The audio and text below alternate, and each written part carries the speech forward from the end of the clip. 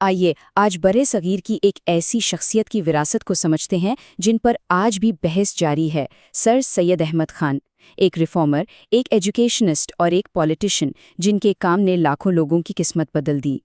تو بنیادی سوال یہ ہے، کیا سر سید ایک دور اندیش لیڈر تھے جنہوں نے اپنی قوم کو تباہی سے بچایا، یا پھر ایک وفادار جنہوں نے برطانوی راج کے ساتھ مل کر چلنے کو ترجیح دی؟ چلیے اس پیچیدہ سوال کا جواب تلاش کرتے ہیں۔ اچھا، سر سید کے کام کو سمجھنے کے لیے پہلے اس زمانے کو سمجھنا ضروری ہے جس میں وہ تھے۔ ایک ایسا وقت جب بر صغیر کے مسلمان ایک بہت گہرے بحران سے گزر رہے تھے۔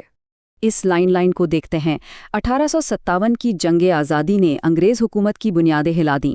اس کے ٹھیک بعد 1858 میں ہندوستان سیدھا تاج برطانیہ کے کنٹرول میں آ گیا۔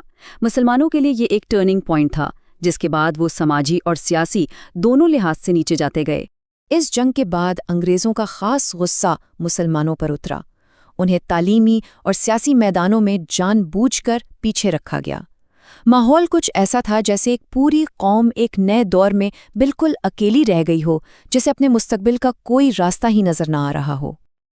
اور اسی بحران کے جواب میں سر سید نے اپنا سب سے بڑا اور سب سے اہم کام شروع کیا، تعلیم کے ذریعے اپنی قوم کی قسمت بدلنے کا ایک زبردست منصوبہ۔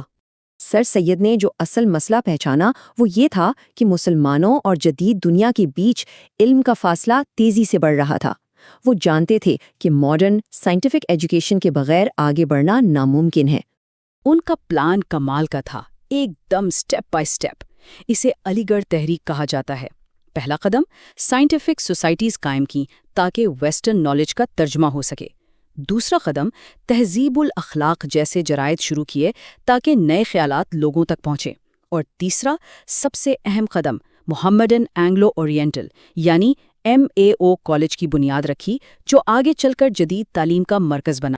لیکن بات صرف کالج بنانے کی نہیں تھی۔ سر سید کا مقصد اس سے کہیں بڑا تھا۔ وہ معاشرے کو اندر سے بدلنا چاہتے تھے، مطلب مسلمانوں کی سوچ اور نظریات میں اصلاح لانا چاہتے تھے۔ اس وقت دو قسم کی سوچ آمنے سامنے تھیں۔ ایک طرف دیوبند جیسے روایتی علماء تھے، جن کا خیال تھا کہ مغربی تعلیم اور خیالات مسلمانوں کے ایمان کو کمزور کر دیں گے۔ دوسری طرف سر سید تھے، جو کہتے تھے کہ مذہب کو عقل کی کسوٹی پر پرکھا جائے۔ وہ ثابت کرنا چاہتے تھے کہ اسلام اور ماڈرن سائنس میں کوئی ٹکراؤ نہیں ہے۔ ان کا فلسفہ صاف تھا، تلوار چھوڑو، قلم اٹھاؤ۔ اپنے جرائد اور تحریروں کے ذریعے انہوں نے پرانی رسموں اور تہمت پر تنقید کی اور ایک روشن خیال، لاجیکل سوچ کی حمایت کی۔ چلیے اب ان کی وراثت کے سب سے زیادہ بحث طلب پہلو کی طرف چلتے ہیں، ان کی سیاسی حکمت عملی۔ جیسا کہ ہم نے دیکھا، 1857 کے بعد مسلمانوں اور انگریز حکومت کے بیچ شدید دشمنی اور بے اعتمادی تھی۔ سر سید کا ماننا تھا کہ لڑائی کی یہ پالیسی مسلمانوں کو مزید تباہی کی طرف لے جائے گی۔ ان کے اپنے الفاظ اس سوچ کو سب سے بہتر بتاتے ہیں۔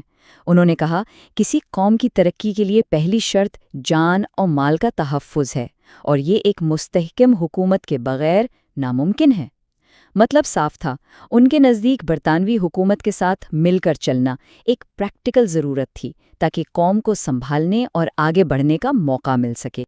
اور یہیں سے وہ کانسیپٹ نکلتا ہے جسے بعد میں دو قومی نظریہ یا ٹو نیشن تھیوری کہا گیا۔ سر سید کا خیال تھا کہ 1857 کے بعد کے حالات میں اور آنے والے جمہوری نظام میں مسلمانوں کی الگ تہذیبی، مذہبی اور سیاسی پہچان اکثریت کے دباؤ میں آ سکتی ہے۔ اسی لیے انہوں نے مسلمانوں کو ایک الگ قوم کے طور پر اپنی شناخت پر زور دینے کا مشورہ دیا۔ یہی نظریہ آگے چل کر پاکستان کی بنیاد بنا۔ تو ان سب باتوں کو ملا کر دیکھیں تو سر سید کی وراثت ہے کیا؟ یہ ایک ایسی وراثت ہے جسے نظر انداز کرنا ممکن ہی نہیں۔ اگر ہم ساری بات کو سمیٹیں تو سر سید کو ساؤتھ ایشیا میں جدید مسلم تعلیم کا بانی مانا جاتا ہے۔ وہ سائنٹیفک عقل پسندی کے عالم بردار تھے۔ انہوں نے پریکٹیکل پولیٹیکل انگیجمنٹ کی وکالت کی اور انہی کے خیالات نے دو قومی نظریے کے لیے راہ ہموار کی۔ ان کی شخصیت جتنی متاثر کن ہے اتنی ہی پیچیدہ بھی۔ اور یہ سفر اس آخری سوال پر آ کر رکتا ہے، 19ویں صدی کا ایک ریفارمر آج 21ویں صدی کی قوموں پر کس طرح اثر انداز ہو رہا ہے۔ سر سید کے اقدامات کا سایہ آج بھی برصغیر کی سیاست اور معاشرت پر بہت گہرا ہے۔